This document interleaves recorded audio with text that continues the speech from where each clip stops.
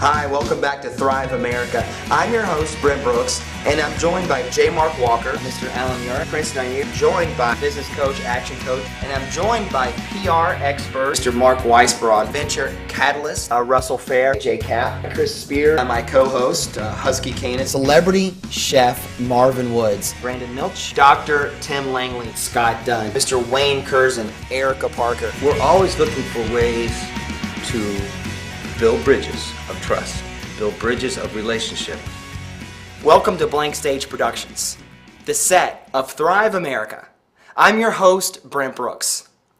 If you like what you see here, click on the comment icon and engage our community. The other day, we had the pleasure of interviewing top action coach, business coach, Wayne Kurzen.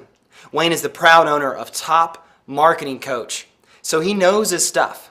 In our first segment, Wayne actually reveals some business mistakes and what he's learned the most from them. Secondly, Wayne outlines how to thrive in an economic meltdown. You gotta watch it. Finally, in our third segment, Wayne gives us some specific advice on ways we can take this show to the next level. So sit back and enjoy your time with top action coach, business coach, Wayne Kurzen. Welcome back to the set of Thrive America. I'm your host, Brent Brooks, and I'm joined by action coach, business coach, Mr. Wayne Kurzen. Wayne, thanks so much for being a guest on our show today. Well, thank you. It's my pleasure to be here. I have such an admiration for what you do as a business coach, action coach, to be able to look at a business and graduate a business from maybe they're struggling or confused or going in circles to pinpointing what they need to do. But from your perspective, what's it like to be on your side as a business coach, action coach? Mm-hmm. Well, being a coach is something that is very fulfilling.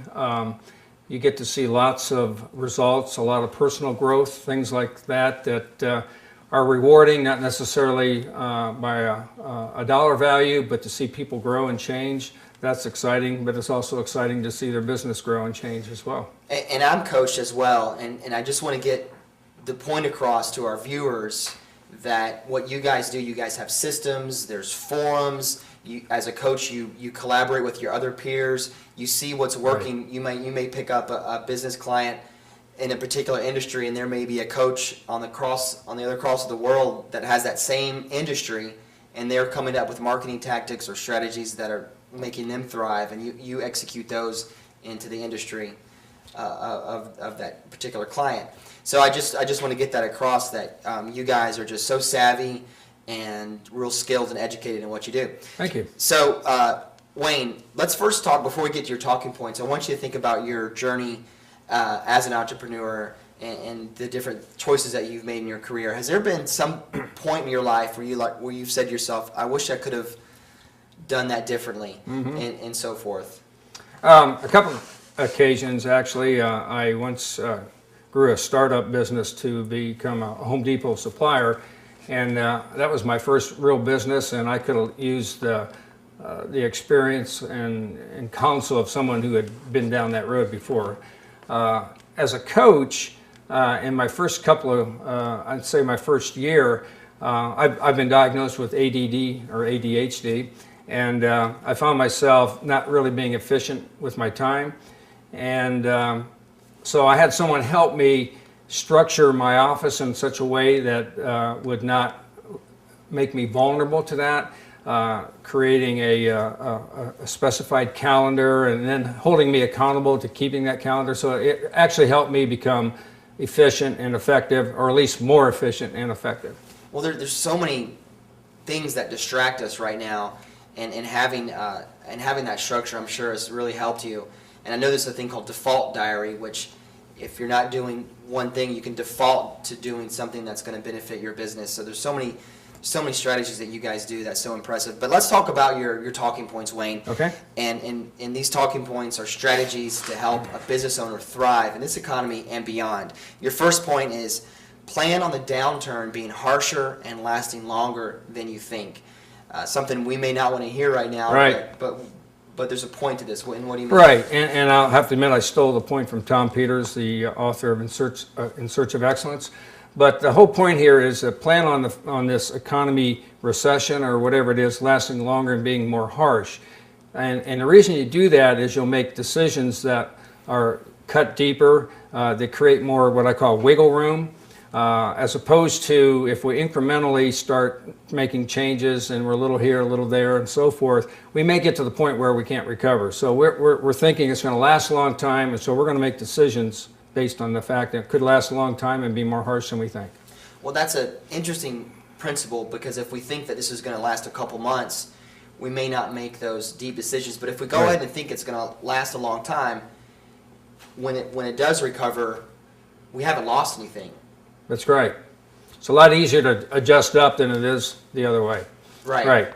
Yeah, and a good example would be if we're thinking it's going to last a long time or whatever, if we're making cuts in maybe staffing, we're going to cut a little bit deeper in our staffing, realizing that we may have to be there for a while. Or if we're looking at our expenses, we may look at some expenses that we can eliminate, and we're going to be more apt to make those deeper cuts because we know that, or we're anticipating it lasting a while. So what cuts can you make as a viewer and cut deep right now to give yourself some wiggle room? Your next point here is cutting financial drag. Right. This may go back into your previous life. Right, right. The term drag, in pilot terms, of course, it's the drag on the airplane. If you have a boat, there's drag on the boat, so on. But financial drag is the expenses that are holding us back. So it's looking at each item in your profit and loss or income statement, line by line, asking the hard question: do I really need that, or could I cut back on that? Perhaps it's there's some luxury items in there, because when things are going well, we tend to get sloppy.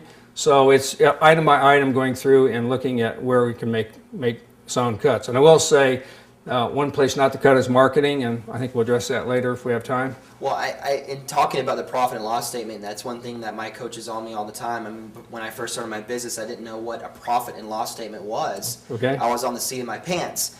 But that's a great point to make, is going through that left brain of your business and line by line going through all the things that you spend money on. I recently had to cut back on a credit card service that I offer to my clients to pay me, but I wasn't getting enough credit cards to really justify that cost. It was kind of nice to have, but now I ask my clients to write a check. Okay. which is maybe sometimes I don't get that right away, but it saves me a little bit of money. Mm-hmm. It makes me a little bit leaner. So taking that principle, what can you guys do to be a little bit leaner, especially right now? So Wayne, we're going to bring you back for our second segment. Okay. Right here on the show, Thrive America.